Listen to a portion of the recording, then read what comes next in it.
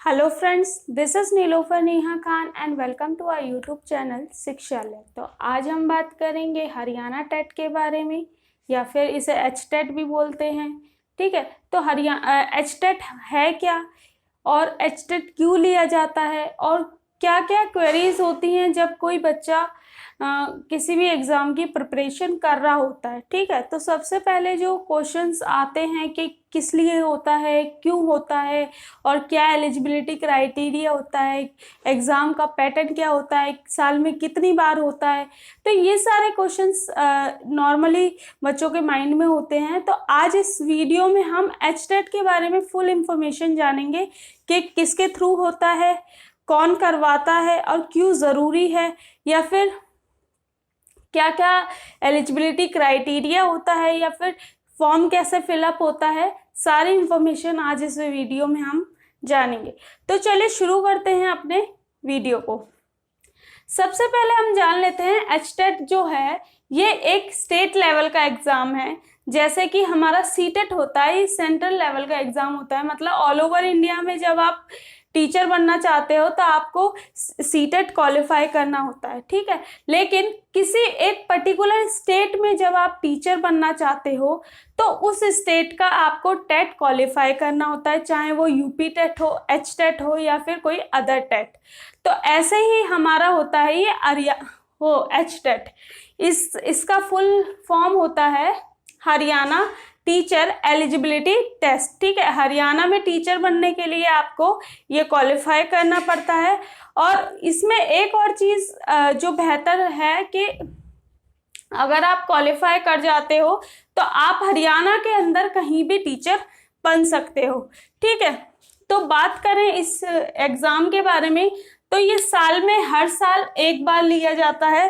ठीक है, और फिर कंडक्ट किसके थ्रू किया जाता है, जैसे कि आपका सी टेट सीबीएसई के थ्रू कंडक्ट होता है, ऐसे ही हरियाणा में जो इसका बोर्ड लगता है वो लगता है board of senior education, board of secondary education Haryana. ठीक है, तो ये हरियाणा का बोर्ड है जिसके थ्रू ये कंडक्ट किया जाता है। ठीक है, और इसकी साइट मतलब आपको फॉर्म से रिलेटेड या फिर रिजल्ट या फिर कोई भी चीज़, जो भी आपको इंफॉर्मेशन इसके लिए चाहिए, या फिर कोई भी चीज़ आपको डाउट हो एलिजिबिलिटी क्राइटेरिया, तो ये इसकी साइट है जिसमें कि आप जाके देख सकते हैं चीज़ों को। अगर आपको इस वीडियो के अलावा कुछ चीज़ समझ नहीं आती है, या फिर अगर आपको फॉर्म भरने के लिए फॉर्म भरना हो तो भी आप इस साइट पर जा सकते हैं। बात करें इसकी वैलिडिटी की, तो ये इसकी वैलिडिटी होती है 5 इयर्स। ठीक है, जैसे आपके सी टेट की वैलिडिटी आपकी होती है 7 इयर्स की। ठीक है, 7 इयर्स मतलब अगर सी टेट आपने क्वालिफाई कर लिया है तो आप 7 इयर्स के अंदर अंदर आपका कोई भी टीचिंग से रिलेटेड कोई भी वैकेंसी निकलती है तो आप उसके लिए एलिजिबल हो जाते हो। तो ऐसा ही हरियाणा में है कि अगर आप एक बारी एच टेट क्लियर कर लेते हो तो 5 साल के अंदर हरियाणा में जो भी वैकेंसीज निकलती हैं उसमें आप एलिजिबल हो जाते हो। ठीक है, और इसकी 5 साल के बाद वैलिडिटी खत्म हो जाती है, तो ये जरूर ध्यान रखिएगा। अब बात कर लेते हैं फॉर्म्स की। तो फॉर्म्स आपको ऑनलाइन मोड पे मिलेंगे और अक्टूबर में मोस्ट प्रोबेबली इसकी नोटिफिकेशन आ जाती है,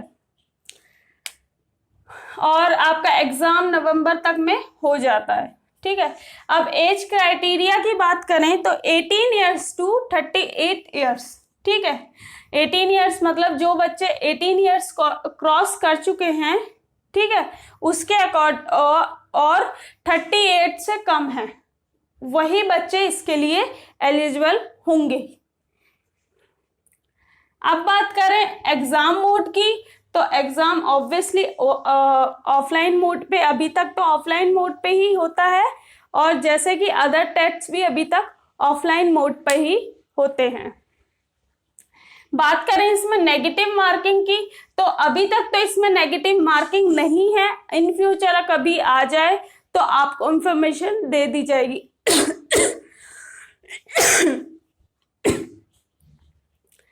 बात करें एग्जाम पैटर्न की, तो इसमें ऑब्जेक्टिव टाइप क्वेश्चंस आपसे पूछे जाते हैं जो कि आपके होते हैं एमसीक्यूज।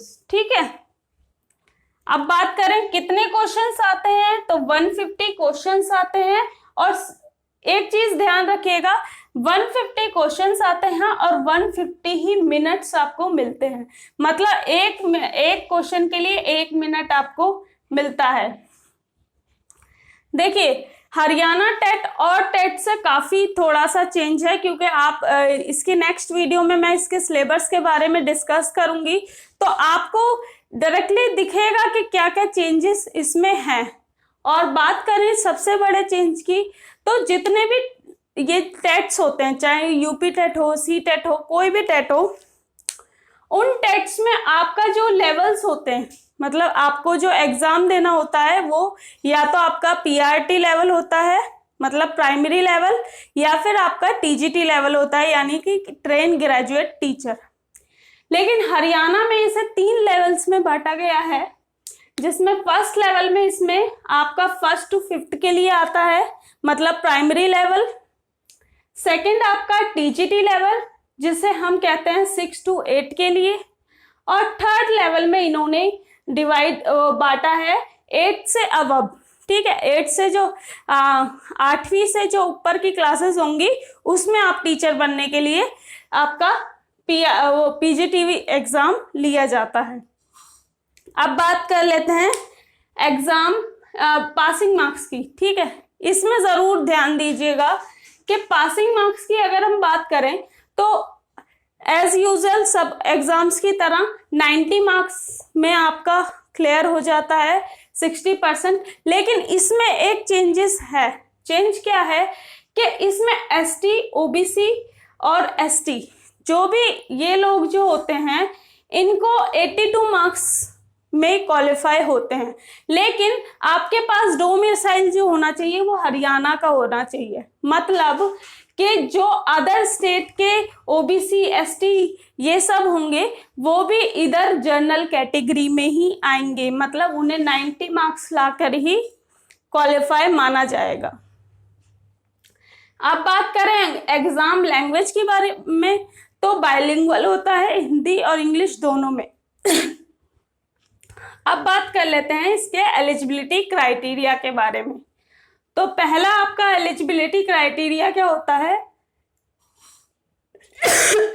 सॉरी, पहला आपका होता है पीआरटी लेवल, जो कि 1st to 5th के लिए होता है।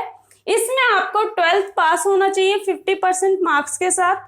सेकंड आपका 2 years डिप्लोमा होना चाहिए, चाहे वो किसी में भी हो, डीएलएड हो और कोई भी डिप्लोमा हो जो कि आपका 2 years का डिप्लोमा हो। बात करें टीजीटी लेवल की, तो इसमें आपका 6 to 8 के लिए आप टीचर बनते हैं। इसमें आपका, और हाँ, इसमें एक चीज और होती है, यहाँ पर पीआरटी लेवल में आपको सारे सब्जेक्ट पढ़ाने होते हैं। ठीक है, मैथ्स भी, ईवीएस भी, साइंस भी, जो भी सब्जेक्ट आपको वो प्राइमरी लेवल में देखने को मिलते हैं, सारे आपको पढ़ाने होते हैं। लेकिन टीजीटी लेवल में आपको आपका सब्जेक्ट कंसर्न होता है। मतलब कि जैसे किसी ने ग्रेजुएशन आर्ट साइड से की है, तो वो एसएसटी पढ़ाएगा 6 to 8 क्लास के बच्चे को। ठीक है, किसी ने बीएससी ऑनर्स किया है, या फिर कोई भी ऑनर्स, वो साइंस साइड का कोई बच्चा है जिसने ग्रेजुएशन साइंस साइड से या फिर बीटेक वगैरह किया हुआ है, तो वो बच्चे क्या होते हैं, वो बच्चे एलिजिबल होते हैं मैथ्स एंड साइंस के लिए। ठीक है, जो 6 to 8 के लिए मैथ्स एंड साइंस पढ़ाते हैं। अब बात करें इनकी एलिजिबिलिटी की, तो पहला ग्रेजुएशन। ठीक है, ग्रेजुएशन में आपके 50% मार्क्स होने चाहिए, प्लस बीएड और बीएलएड। देखिए, यहाँ पर या तो आप ग्रेजुएशन प्लस बीएड हो, ठीक है, 2 साल की आपकी बीएड होनी चाहिए, या फिर 1 साल की भी बीएड मान्य है यहाँ पर। ठीक है, अब तो नहीं है, अब तो नहीं होती 1 साल की बीएड, लेकिन पहले होती थी, तो उनकी डिग्री भी वैलिड मानी जाएगी। यहाँ पर दूसरा जो हमारा ऑप्शन आ जाता है बीएलएड, इसमें आपकी ग्रेजुएशन भी काउंट होती है, क्योंकि ये आपका 4 साल का होता है। ठीक है, 4 इयर्स का होता है। अब बात करें इसके बारे में, पीजीटी लेवल में मतलब पोस्ट ग्रेजुएट टीचर, मतलब 8 से अब जब आप टीचर बनना चाहते हो तो आप इसके लिए एलिजिबल होते हो। यहाँ पर आपको जो एलिजिबिलिटी क्राइटेरिया होता है आपका, वो होता है मास्टर्स आपके पास होनी चाहिए, मतलब आपके पास मास्टर डिग्री होनी चाहिए। आप एमए हो सकते हो या फिर आपने कोई भी डिग्री जिसमें आपने मास्टर्स कर रखा हो, ठीक है। तो यहाँ पर आप 8 से 12 तक के लिए टीचर बनते हो, प्लस आपके 2 इयर्स का आपके पास बीएड होना चाहिए।